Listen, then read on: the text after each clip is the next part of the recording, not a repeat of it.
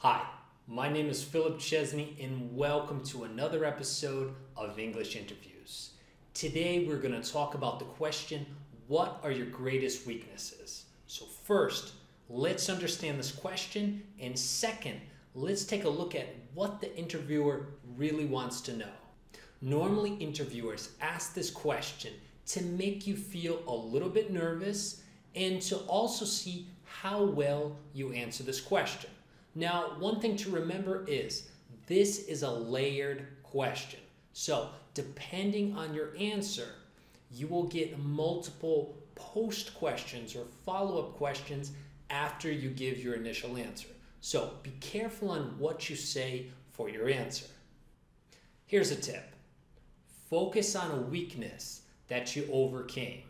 So, think about a weakness that you no longer have difficulty with.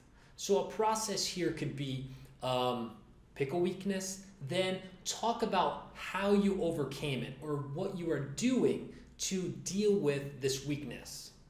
Now, when you pick a weakness, make sure you pick a weakness that is irrelevant to the position.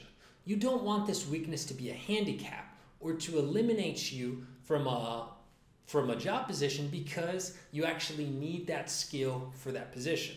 So let's say that you're interviewing for a sales manager position and you tell them that, hey, I really don't do too well with numbers, or I'm not a great people person. This would automatically eliminate you from the position. So if you have that weakness, make sure it's irrelevant to the position.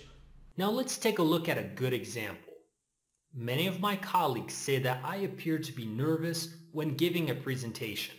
Some people think I should show more confidence to appear more trustworthy and knowledgeable about the topic.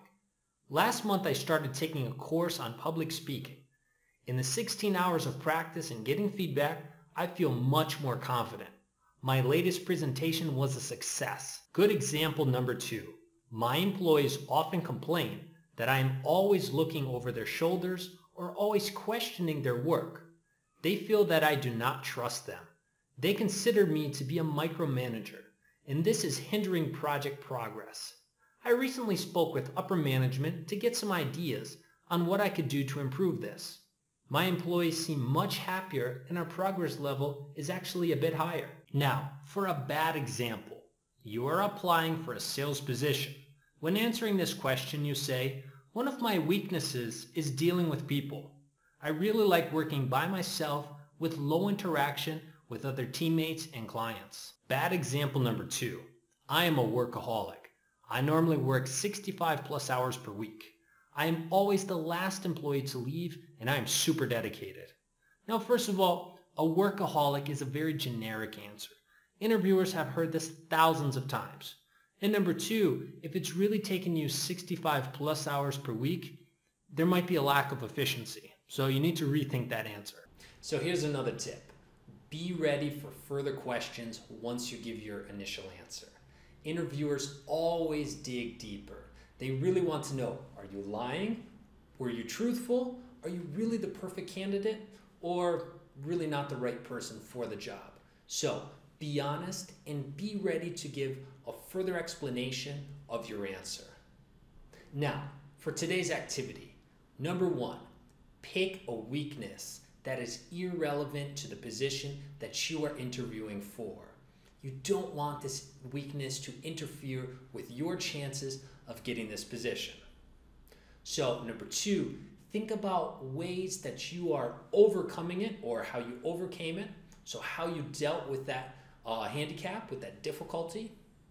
Number 3, practice in front of some of your colleagues, friends, parents, etc. And number 4, think about some of the potential questions that the interviewer might use as follow-up questions. I hope that you've liked today's tip and that you'll be able to put it into practice. Until next time.